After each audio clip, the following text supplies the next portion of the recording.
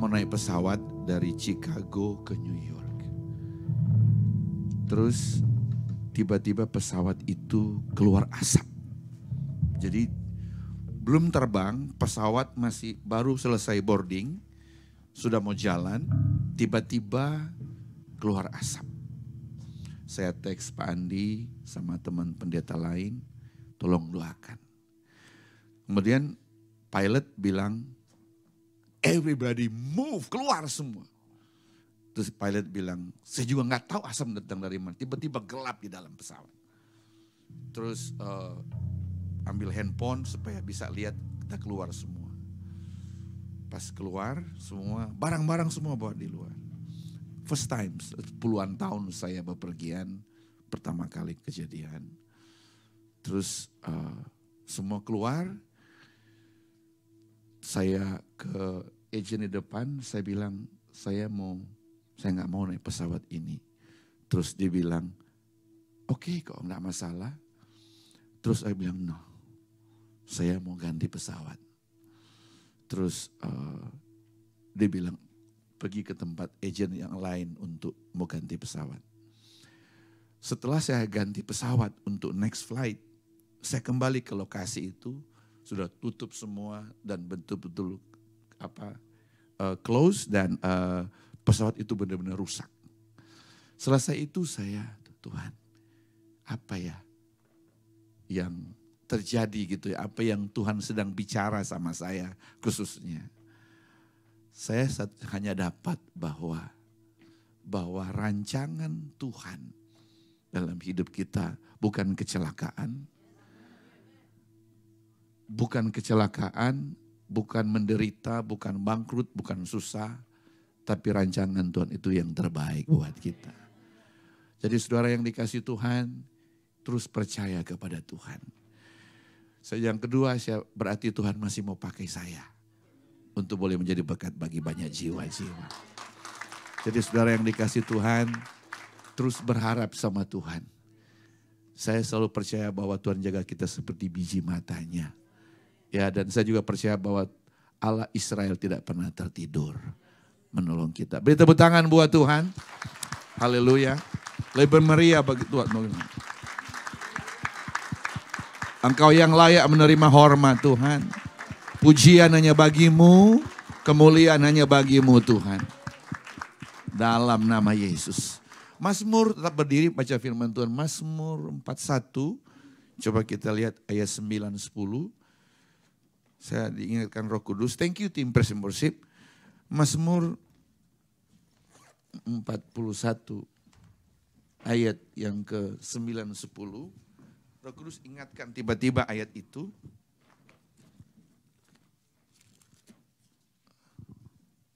Yesaya, sebentar saya cari. Yesaya, saya mohon maaf saya terlambat ya karena pesawat mendarat juga terlambat.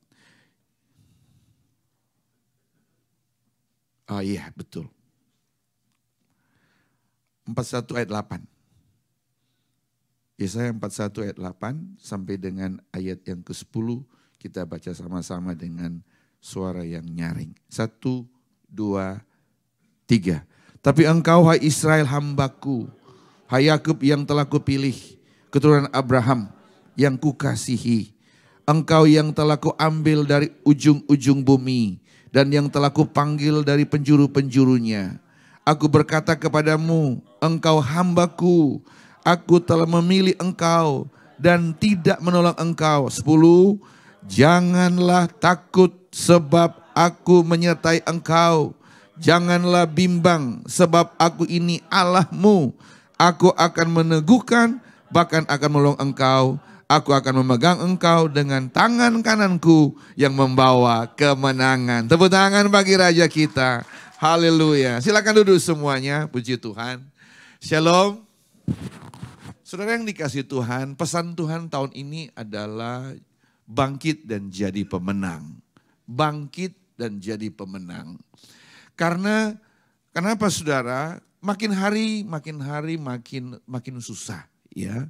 Saudara yang mungkin di New Hampshire cuma lihat di news bagaimana keadaan ekonomi atau keadaan dunia. Saya itu travel Bapak Ibu. Saya baru terpikir, baru sadar dalam waktu 6 bulan saya 5 kali ke Indonesia. Hampir tiap bulan ke Indonesia dan transit ke Jepang, kemudian sempat ke tempat negara main bola yang mana itu ya?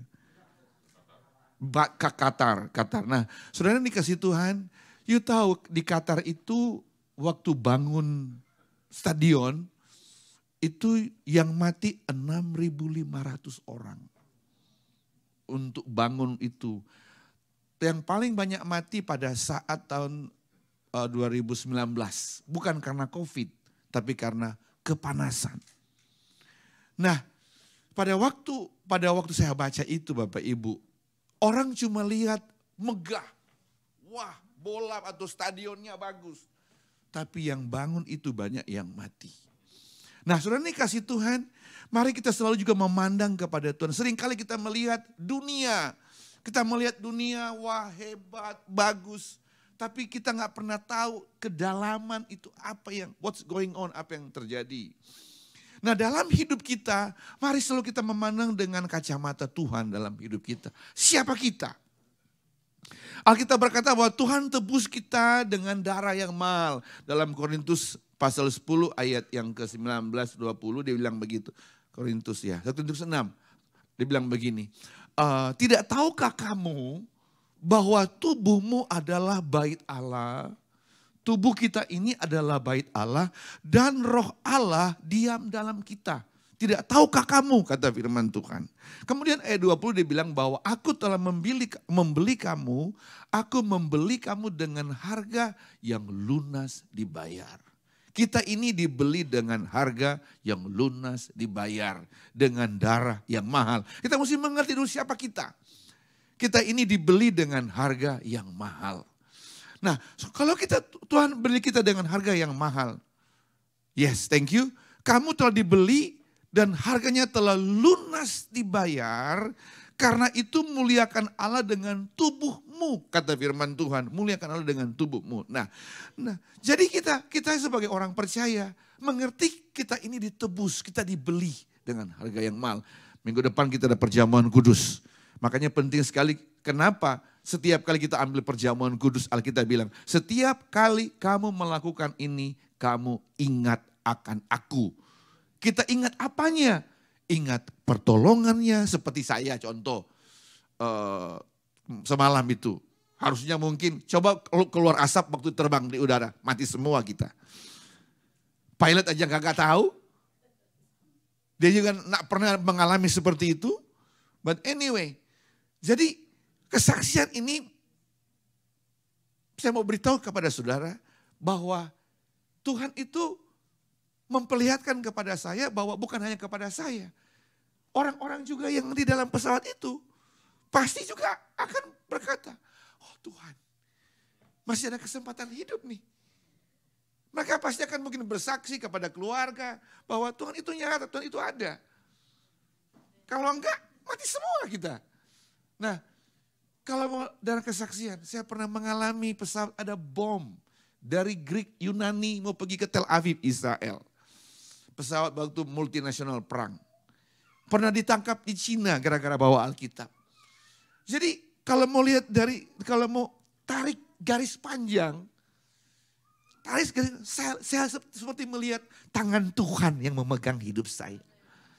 Saya seperti melihat bahwa ada Tuhan yang menuntun hidup saya. Dan saya mesti bersaksi.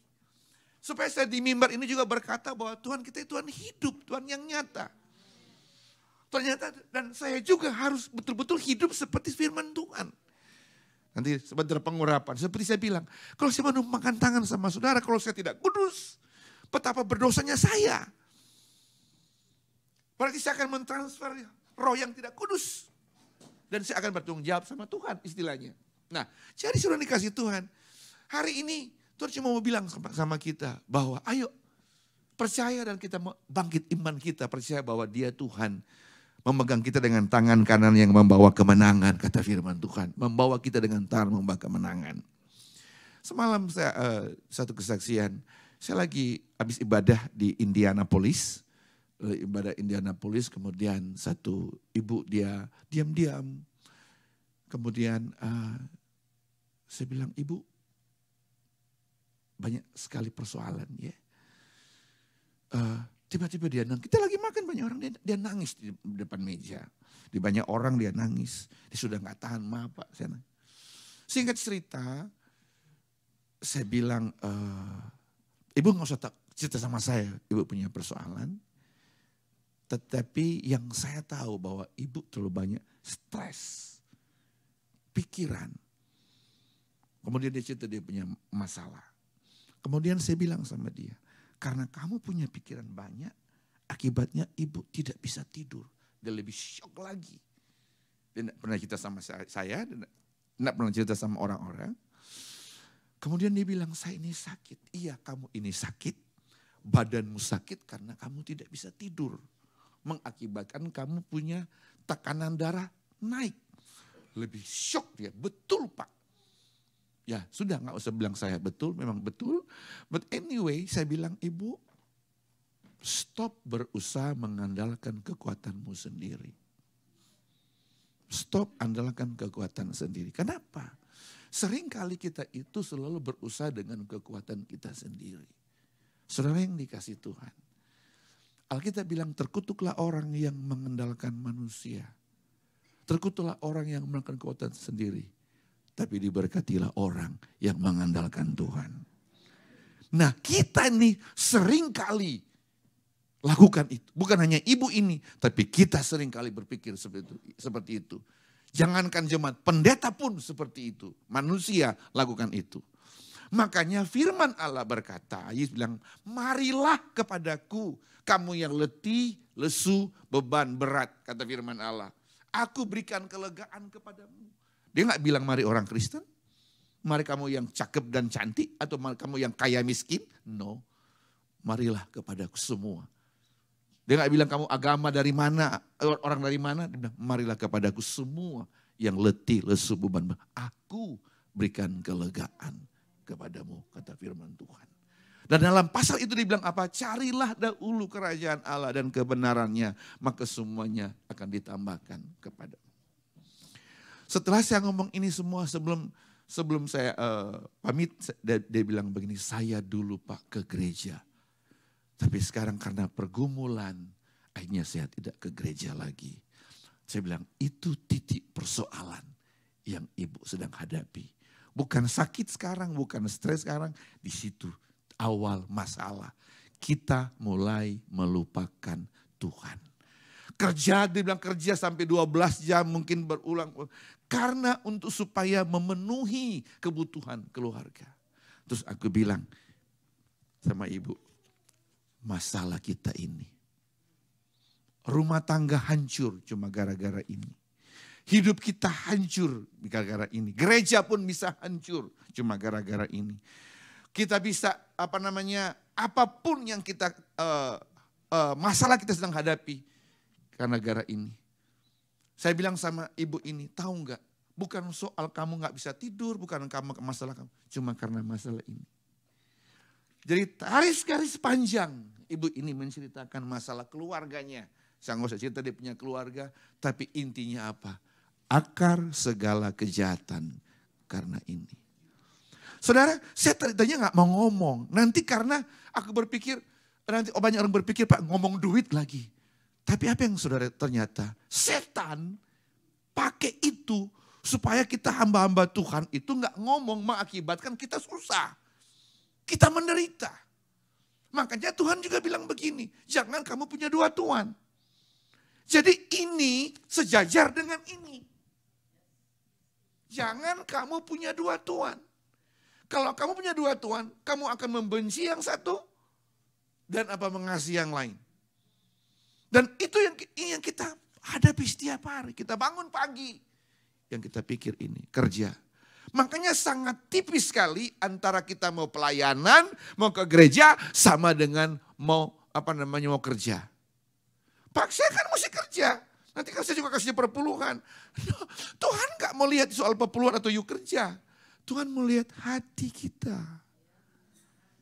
Tuhan lihat hati kita. Siapa yang menjadi utama dalam hidup kita? Saudara dikasih Tuhan, saya itu telusuri Tuhan. Ya betul juga ya. Banyak orang itu hidup menderita gara-gara ini. Makanya saudara dikasih Tuhan, dari awal tahun mungkin Pak Andi sudah sampaikan kepada kita bagaimana supaya kita itu menang dari ini.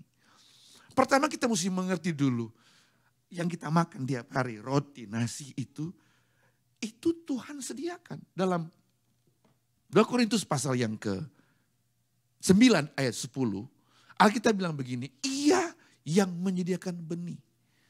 Pak Andi di belakang ada buah enggak? Buah apa aja? Coba ambil satu buah apa? Jeruk. Pak Maramis buah apa saja? Buah jeruk atau apa? Apel atau coba tolong bawa saya. Coba kita baca sama-sama. Kita baca firman Allah ini. 1, 2, 3. Ia yang apa?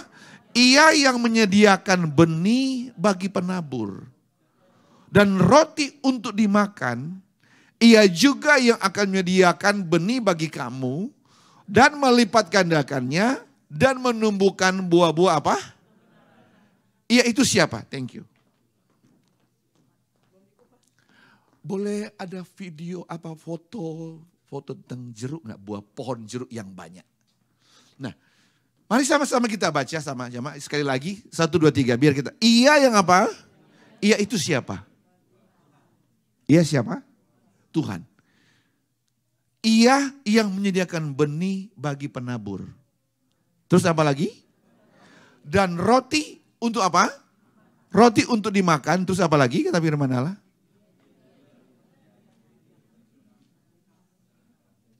Oh ikat nanti. Nanti gua makan aja nanti itu.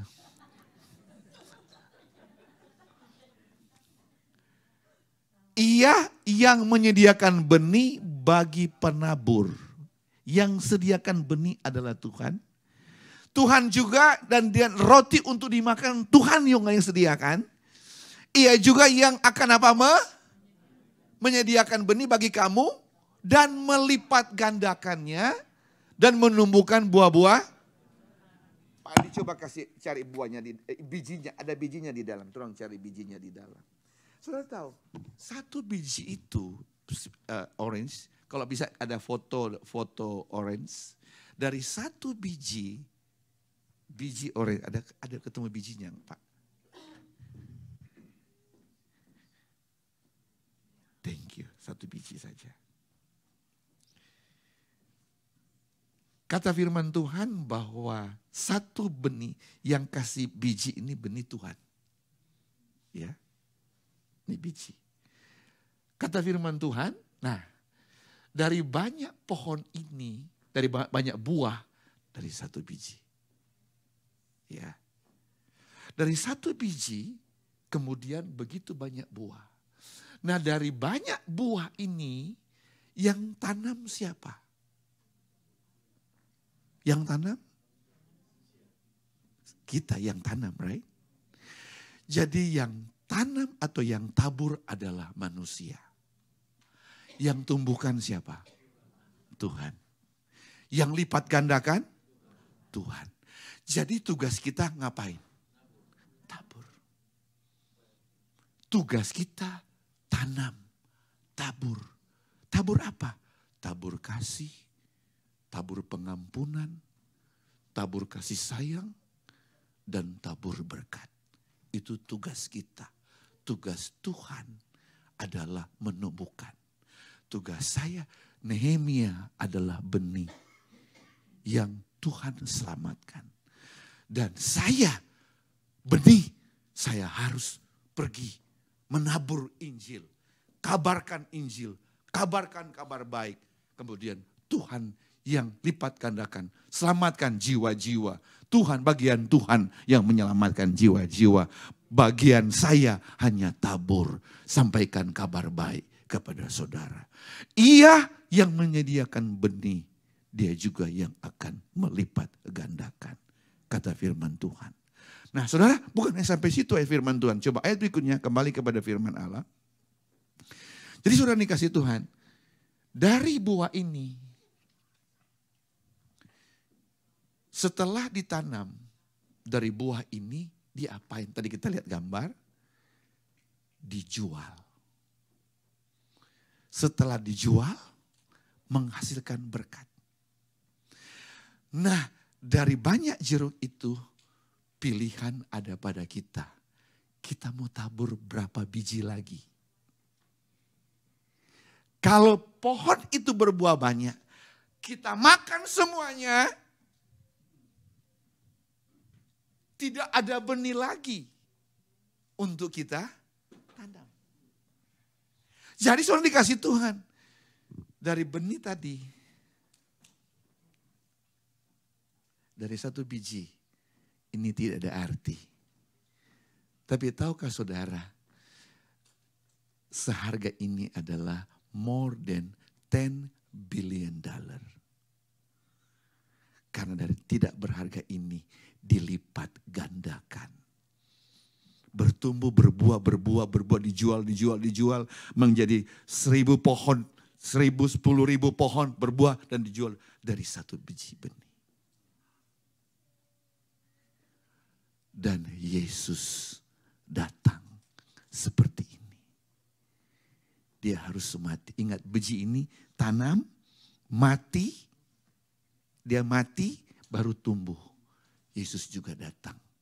Dia mesti mati. Dan dia bangkit kembali. Dan lewat dia bilion orang percaya bahwa Yesus Kristus adalah Tuhan. Saudara yang dikasih Tuhan, hidup kita itu makanya hidup kita itu mahal di hadapan Tuhan. Kenapa dia bilang aku memegang engkau dengan tangan kananku yang kuat untuk membawa kita kemenangan? Karena dia sudah mati untuk kita. Dia menderita untuk kita. Makanya dia bilang jangan takut. Jangan takut. Engkau sedang punya masalah, sedang urus surat kah? Jangan takut. Kalau kita punya pergumulan apa saja, masalah ini kah? Sederhana, tabur. Tabur. Jangan kita makan. Yang lebih bahayanya, yang lebih menderitanya kita apa? Benih yang harus kita tabur, kita beli rokok. Kita pakai judi. Benih yang harus kita tabur, kita beli mabuk-mabuk. Kita beli yang enggak berguna, habis kita jatuh miskin. Jadi susah. Benih yang harus kita tabur. Makanya saudara yang dikasih Tuhan, Tuhan itu kasih prinsip dalam hidup kita. Kasih peraturan. Jangan kamu mencuri. Jangan kamu menipu aku. Hai kamu seluruh bangsa, kata firman Tuhan. Ini masih Januari. Ada janji. Bagaimana supaya kita itu sepanjang tahun ini diberkati Tuhan? Di tengah susah harus menabur.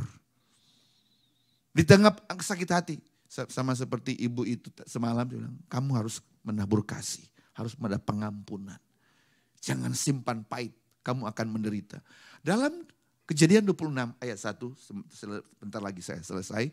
Ayat 1, Alkitab berkata, di tengah kelaparan, di tengah susah. Kejadian 26 ayat 1. Di tengah kelaparan, ini bukan yang pertama kali, ini kelaparan yang kedua kali. Timbullah kelaparan di negeri itu, ini kelaparan yang pertama, bukan yang kelaparan yang pertama yang telah terjadi dalam zaman Abraham. Sebab itu Ishak pergi ke Gerar kepada Abimelek, raja orang Filistin. Ayat berikutnya sama-sama.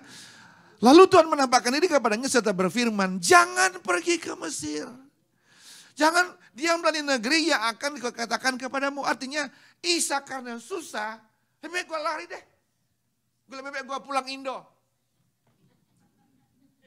Lebih baik gue pulang ke mana lagi, ke Amerika Latin, ke mana, ke Filipina. Gue lari aja deh, susah. Atau gue mau ke kota lain, gue New Hampshire susah. Dalam keadaan penderitaan. Tuhan bilang, don't do it, jangan kemana-mana, tinggal. Tinggal di situ. Kenapa harus tinggal? Kenapa dia bilang sama Ishak tinggal? Karena aku telah bersumpah kepada nenek moyangmu. Aku akan memberkati engkau. Bapak Ibu lihat saya baik-baik, lihat kita ini hidup di bawah sumpah berkat Abraham, Ishak dan Yakub. Kita ini hidup di bawah berkat. Makanya bagi saya orang Kristen gak ada orang Kristen susah. Orang Kristen gak ada orang Kristen kere. Gak ada orang Kristen yang menderita. Orang Kristen itu harus sukses diberkati oleh Tuhan. Ada tantangan, ada masalah tapi dia harus diberkati Tuhan. Amin, amin. Kata firman Allah kita memberi pinjaman bukan kita meminjam. Kita memberi pinjaman. Karena kekayaan bangsa-bangsa akan diberikan kepada kita kata firman Allah. Nah kembali kepada firman Tuhan. Tuhan bilang kepada Isa, kamu jangan kemana-mana. Jangan lari ke Mesir. You tahu Mesir? Mesir artinya dunia. Mesir artinya kekuatan sendiri. Jangan pergi ke Mesir. Jangan pakai kekuatan sendiri. Ngapain lu di Mesir? Ayat 12. Ayat 12. Alkitab berkata, maka sama-sama kita baca, maka menaburlah Ishak di tanah itu. Di tanah itu di mana? Di Gerar. Bukan di Mesir. Maka menaburlah Ishak di tanah itu. Dan dalam tahun itu juga ia mendapat hasil berapa? 100 kali lipat sebab ia diberkati Tuhan. Siapa di sini yang diberkati Tuhan? Coba angkat tangan. Angkat tangan sungguh-sungguh dong, angkat tangan semuanya. Boleh tepuk tangan dulu buat Tuhan, engkau diberkati Tuhan. Dan ayat ini bukan hanya untuk Ishak. Untuk saudara dan saya juga diberkati Tuhan. Ayat 13 kita baca sama-sama. 1, 2, 3. Dan orang itu menjadi kaya, kian lama kian kaya, sehingga ia menjadi sangat. Boleh tepuk tangan dulu bagi Raja kita. Saya belum mau bilang engkau jadi kaya. Belum deh. Bayar lunas utang aja dulu. Punya visi biar 2023 hutangnya terbayar. Banyak utang ternyata di sini. Itu aja dulu, jangan jadi kaya dulu deh. Ya. Kredit card dibayarin dulu deh. Ya. Jadi kaya itu Alkitabiah, oke? Kaya itu kita diberkati Tuhan, ya. Saudara, lihat saya, Pak. Diberkati Tuhan dengan kaya itu ada beda. Contoh, orang kaya, konglomerat, dia beli villa di puncak. Kemudian dia panggil orang, pembantu, untuk jaga tuh villa. Apa yang terjadi? Masih ingat kisah itu? Kemudian ada orang datang mau sewa villa. Orang ini pikir yang punya villa orang di situ. Ternyata membantu. Anaknya lagi berenang di villa. Istrinya lagi goreng pisang. Di villa. Kemudian orang tanya, Pak, kami boleh sewa villa ini? Oh, saya bukan bos. Bosnya di Jakarta. Oh, jadi kapan bos ke sini? Bos tidak pernah ke sini. Bos cuma beli ini kemudian suruh saya tinggal. Kalau ada bocor tinggal sama bos. Bos bocor. Kalau ada rusak tinggal terus ditransfer uang. Saya cuma jaga. Jadi yang diberkati yang mana Bapak Ibu? Iya kan? Bos di Jakarta cenut-cenut untuk bayar. Nggak bisa tidur untuk bayar. Sementara yang jaga. Goreng pisang. Berenang. Tiap hari. Nggak usah sewa hotel. Berenang. Anak. Makan semua. Tinggal bos kurang. Transfer. Yang mana yang diberkati? Harusnya kita seperti itu. Diberkati Tuhan. Tapi seringkali kita itu begitu. Kita itu setengah mati kerja untuk cari ini. Bangun pagi ini. Sampai matanya jadi biru. Ijo.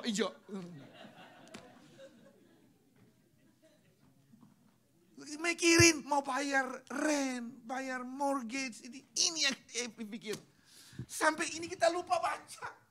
Sampai kalau mau ke gereja, ayo ke gereja. Aduh, debunya kebanyakan. Tidak pernah baca. Padahal sebenarnya tahu nggak? Yang menjadi utama ini dulu. Carilah kerajaan Allah dan kebenarannya, maka apa? Semuanya hafal ayatnya. Makanya semuanya akan ditambahkan kepadamu, kata firman Tuhan. Cari Tuhan dulu. Tadi di perjalanan saya saksi Bapak Ibu. Saya bilang, saya itu Jumat baru mendarat dari Jakarta. Jet lag. Sabtu minggu lalu saya drive ke New Jersey. Ada meeting di New Jersey. Minggu, Jumat malam sore sampai Sabtu saya ke New Jersey. Minggu pagi saya khotbah 3 kali di New York. Kemudian terbang ke LA. Terbang ke LA. Sampai di LA gak ada yang jemput. Saya telepon, saya punya mau naik Uber, ada di app anak saya. Telepon anak saya, baby please order Uber. Hah, gak ada yang jemput? Gak ada. Terus dia Uber, papi $205. Naik Uber. So expensive. Saya bilang, lebih mahal mana papi jalan kaki daripada 205. Terus aku bilang, sebentar karena saya masih di pesawat lagi jalan mau keluar. Terus saya lagi lari-lari Bapak Ibu, sudah jet lag, capek. Itu ibadah jam 5. Dari airport ke lokasi 1 jam. Saya lihat di jam, sudah jam 5:15. Mereka nyanyi sampai jontor mau nyanyi gitu, tunggu saya. Anyway, sudah begitu saya sudah lari-lari, saya tanya security, Uber di mana? You mesti naik bus. Saya bilang kalau gitu, taksi, same place, Uber and taxi. You have to take Uber, naik bus. You tahu kalau di Los Angeles Airport itu kalau mau naik bus itu perlu 1,5 jam untuk muter. Terus, aku bilang, Roh Kudus, please help me, what to do? Terus polisi bilang begini, if you can walk 10 minutes. Oke, thank you. Sudah. Jadi saya memilih lari, pakai tas, lari. Orang kan gak tahu saya baru jet lag, lelah, nobody knows. Sudah. Saya sampai di lokasi, saya langsung di tempat taksi, langsung naik taksi. Terus pas aku duduk, terus sopir bilang, aku bilang sama sopir, move fast. Bilang, gua mau drive. Nggak jadi karena taksi soalnya. Kalau orang lain aku mesti drive anyway. Sudah. Terus dia bilang, why you rush? I'm going to church. Terus dia bilang, are you pastor? Yes. Oh, first time I have a guest pastor. Pertama kali dapat tamu pastor, terus suruh ngebut lagi istilahnya. Mungkin dia aneh juga. Terus anyway, setelah dia sudah pergi, saya tanya kamu dari mana, dia dari Ethiopia, tapi saya injili dia di kesaksian. Saya bilang, concentrate, jangan laki-laki kalau sudah bicara, jadi pelan mobilnya. Beda sama perempuan. Perempuan kalau dia lagi ngebut, sambil ngomong, dia konsentrasi karena dia punya otak, jalan. Kalau laki-laki jangan ajak ngobrol kalau lagi drive. Dia bisa salah jalan. Nanti saya khotbah next time ya. Jadi Bu, kalau you punya laki-laki yang keras kepala gak usah heran. Memang begitu laki-laki. Anyway, sudah saya sambil ngobrol, sekarang saya lihat saya bilang, please don't look me, concentrate, jalan lari, pasuknya ngebut. You tahu sampai di gereja itu jam 5:57. Lumayan cepat. Saya baru mau ganti sepatu, saya ganti jas. Saya masuk sampai di gereja. WL langsung. Duduk dulu kek, minum air kek atau apa.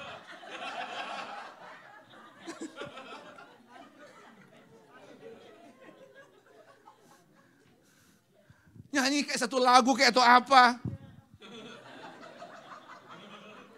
Seperti gara-gara lu terlambat. Anyway. Saudara yang dikasihi Tuhan. Dan Tuhan kasih kekuatan luar biasa. Bukan hanya kasih kekuatan, hadirat Allah hadir. dalam ibadah. Jadi saudara dikasih Tuhan ini kesaksian hidup bahwa orang yang berjalan bersama dengan Tuhan dikasih kekuatan, damai sejahtera. Dan ini mahal, gak bisa beli dengan duit. Dan puji Tuhan, ingat ayatnya. Gak lupa ayatnya. Karena apa? Kekuatan hikmat Tuhan berikan. Jadi every day saya tidak tabur ini. Saya tabur ini dulu. Bersekutu dengan Tuhan. Good morning Holy Spirit. Respect Him, honor Him. Doa, baca firman, baca suara Tuhan. Kemudian tabur. Berikan yang terbaik buat Tuhan. Punya Tuhan, kasih buat Tuhan. Buat pemerintah, kasih buat pemerintah. Dan bagian Tuhan yang the rest untuk memberkati kita. Saudara yang dikasih Tuhan, jadi di tengah susah, coba tabur. Ya, yang kedua, ayat 8, 2 Korintus 8, 2 Korintus pasal yang ke 9, ayat 8. Mari kita berdiri sama-sama, kita baca. 2 Korintus pasal yang ke 9, ayat yang ke 8. Kita baca sama-sama dengan suara yang nyaring. 2 Korintus ayat pasal ke-9 ayat yang ke-8. 1, 2, 3. Dan apa? Dan Allah sanggup melimpahkan segala kasih karunia kepada kamu.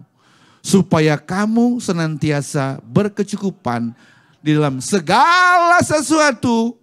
Dan malah berkelebihan di dalam berbagai apa? Tepuk tangan dulu bagi Raja kita. Catat baik-baik itu. Allah sanggup, Allah sanggup. Allah sanggup, Allah sanggup, Allah sanggup melimpahkan. Allah sanggup menyembuhkan, Allah sanggup menyembuhkan, Allah sanggup membuka jalan, Allah sanggup membuat mujizat, Allah sanggup menciptakan yang tidak ada menjadi ada. Allah sanggup, Allah sanggup, Allah sanggup menolong kita. Allah sanggup. Biar imanmu dikuatkan hari ini. Allah sanggup, jangan takut. Aku akan memegang engkau dengan tangan kananku yang membawa kemenangan demi kemenangan. The rest 2023 biar engkau mengalami kemenangan. Amin. Jangan takut, jangan khawatir, apa saja. Masa takut. Dia Tuhan menjaga kita senantiasa 24 hours dan menjaga kita, melindungi kita. Bahkan dari yang jahat, pesawat asap pun Tuhan singkirkan. Mau kecelakaan, maut pun disingkirkan dalam nama Yesus. Kecelakaan pun disingkirkan bagi orang-orang yang berharap kepada Tuhan. Bapak Surgawi terima kasih, Roh Kudus terima kasih. Terima kasih untuk firman-Mu ya Tuhan. Aku berdoa Bapak biar firman ini menjadi hidup ya Tuhan, menjadi rema bagi kami semua. Hamba sudah taburkan firman-Mu ya Abah. Aku berdoa Roh Kudus tolong biar semua anak-anak-Mu mereka bangkit hari ini, iman mereka bangkit ya Tuhan. Mereka percaya bagi Allah tidak ada yang mustahil. Oh Tuhan aku berdoa biar mereka pulang, cara pikir berubah, cara pandang berubah. Iman mereka sudah diteguhkan bahwa Allah sekali-kali tidak pernah meninggalkan kami. Karena Engkau Allah yang sangat baik bagi kami ya Allah. Kau